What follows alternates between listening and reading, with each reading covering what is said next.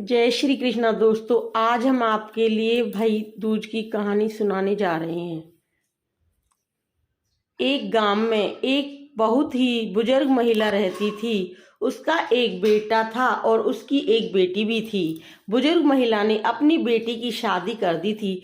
एक दिन जब भाई दूज का त्योहार आया, तभी उस बुजुर्ग महिला के बेटे ने कहा कि माँ, मैं अपनी बहन के घर टीका करवाने के लिए जा रहा हूँ।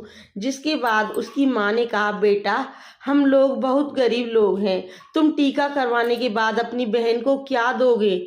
लेकिन उस बुजुर्ग महिला के बेटे ने जिद करके अपनी बहन के घर जाने के लिए अपनी माँ को मना लिया। फिर वह भाई अपनी माँ की आज्ञा लेकर अपनी बहन के घर निकल पड़ा। जैसे ही वह थोड़ी दूर पहुंचा, तब उसको एक बहुत गहरी नदी मिली और उसे कहने लगी कि मैं तुम्हें अपने पानी में डुबोकर मार दूंगी, क्योंकि मैं तुम्हारा काल हूँ।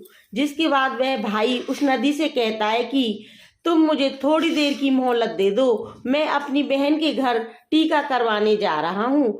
जब मैं वहां से वापस आऊंगा तब तुम मुझे मार देना। जिसके बाद वह नदी भाई के आगे जाने के लिए रास्ता देती है और फिर वह भाई आगे की ओर चल देता है।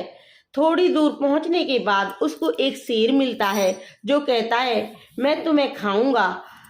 उसके बाद वह भाई शेर से कहता है कि अभी नहीं, मैं अभी अपनी बहन के पास टीका करवाने जा रहा हूँ, जब मैं लौटकर आऊंगा तब मुझे खा लेना।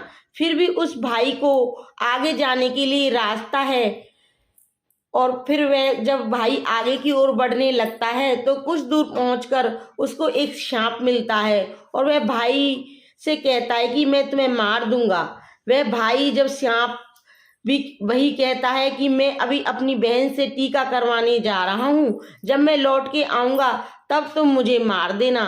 वह भाई आगे की ओर चला जाता है और थोड़ी ही देर में भाई अपनी बहन के घर पहुंच जाता है। जब वह अपनी बहन के घर पहुंचता है तो घर के बाहर से आवाज लगाता है, लेकिन घर के अंदर उसकी बहन सूत काट रही होती है।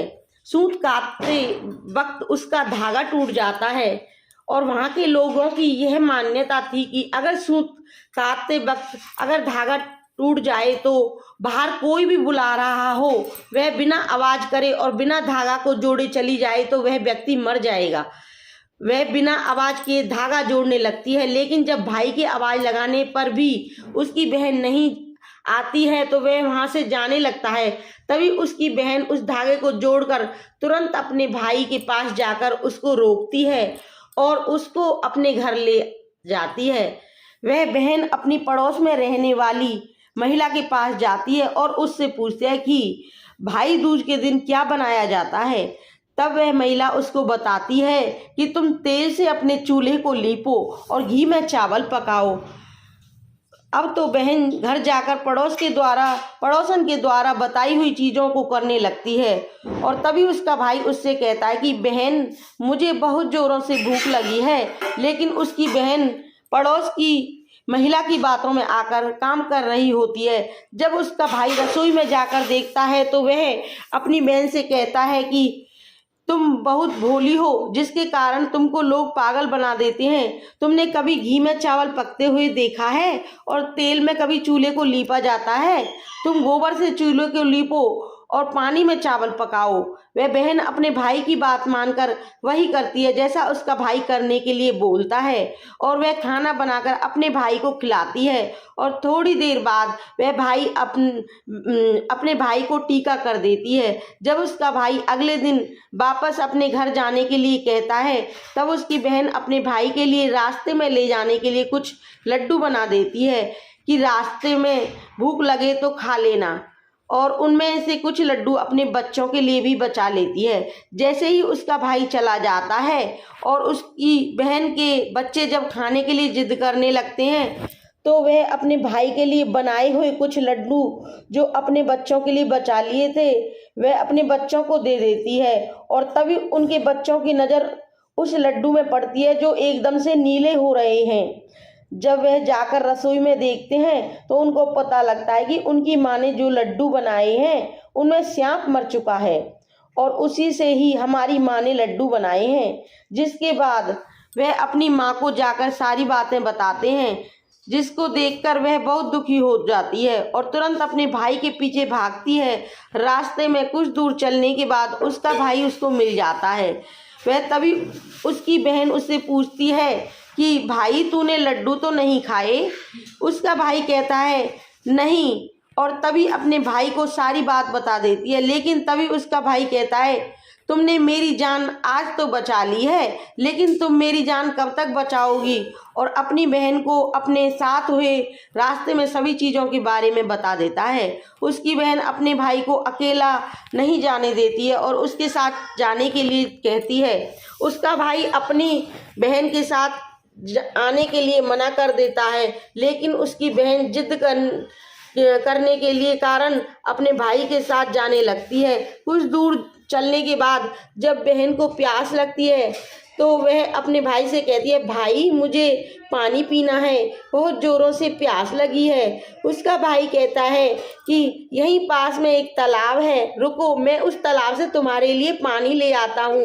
वह अपने भाई को तालाब के पास नहीं जाने देती है और स्वयं ही अकेले तालाब के पास जाती है। जब वह तालाब के पास पहुँचती है तो तब उसको बुजुर्ग महिला मिलती है।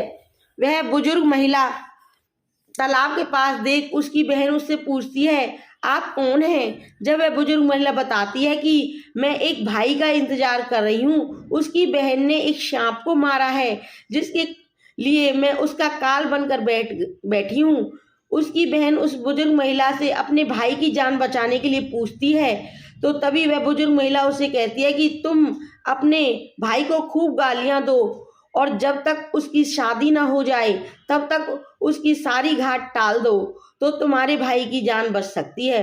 वह बहन तुरंत वापस जाकर अपने घर से एक मांस का टुकड़ा और एक चुन्नी और एक कटोरी में थोड़ा सा दूध लेकर अपने भाई के पास आती है और उससे कहती है चलो। जैसे ही वह दोनों रास्ते में थोड़ी दूर चलने के पश्चात उनको एक वही शेर मिलता है जिसने उसके भाई को मारने के लिए पहले भी रोका था। जैसे ही वह शेर उसके भाई को मारने के लिए आगे बढ़ता है तब उसकी बहन शेर को एक मांस का टुकड़ा खाने के लिए दे देती है, जिससे शेर उस मांस के टुकड़े को खाने लगता है और वहाँ से दोनों लोग आगे चल देते हैं। आगे पहुंचकर जब थोड़ी दूर पर वही सांप मिलता है तो वह सांप को अपने साथ लाई हुई एक कटोरी में दूध को सांप के आगे रख देती है, जिससे सांप दूध पीने लगता है और वह लोग आगे की ओर चले जाते हैं। आगे जब नदी के पास पहुंचते हैं तब उसकी बहन नदी को एक चुन्नी देती है, जिससे नदी प्रसन्न होकर उनको आगे जाने का रास्ता दे देती है। थोड़ी देर पश्चात वह लोग अपने घर पहुंच जाते हैं। घर पहुंचकर उनकी माँ अपने दोनों बच्चों को देखकर बहुत खुश हो जाती है, लेकिन उसकी बहन अपने भाई को गालियां देना शुरू कर देती है। यह देखकर माँ बेटे दोनों बहुत आश्चर्यचकित हो जाते हैं और थोड़े दिन गुजरने के बाद जब अपने बेटे का विवाह करने लगती है, विवाह के लिए जब निकासी की बारी आती है तब उसकी बहन कहती है पहले मेरी निकासी करो और मेरे भाई को आगे के रास्ते से नहीं पीछे के रास्ते से लेकर जाएंगे। बहन का ऐसा बोलते ही आगे का दरवाज़ा टूटकर गिर जाता है, जिसको देखकर सभी लोग हैरान हो जाते हैं। और फिर जब फेरों की बारी आती है तब उसकी बहन कहती है कि पहले मेरे फेरे करो मेरे भाई के बाद में, और ऐसा बोलते ही वहाँ पर आग लग जाती है, जिससे वह आग को बुझा देती है। और फिर जब सुहागरात की बारी आती है तब उसकी बहन कहती है मैं भी इन लोगों के साथ में जाऊंगी। सभी लोग बीच में एक पर्दा डालकर उसकी बहन को भी अंदर जाने देते हैं। तभी रात में एक सांप आता है, जिसको उसकी बहन एक डिब्बे में बंद कर देती है और अपने भाई की जान बचा लेती है। सुबह होते ही वह सभी को सच बता देती है कि वह ऐसा क्यों कर रही है, जिसे सभी ने उसकी बहन की प्रशंसा करने लगते हैं और उसका भाई भी अपनी बहन से खुश हो जाता है। और तब उसकी बहन वापस अपने घर चली जाती है। दोस्तों, उम्मीद करते हैं आपको यह कहानी रोचक लगी होगी। नमस्कार।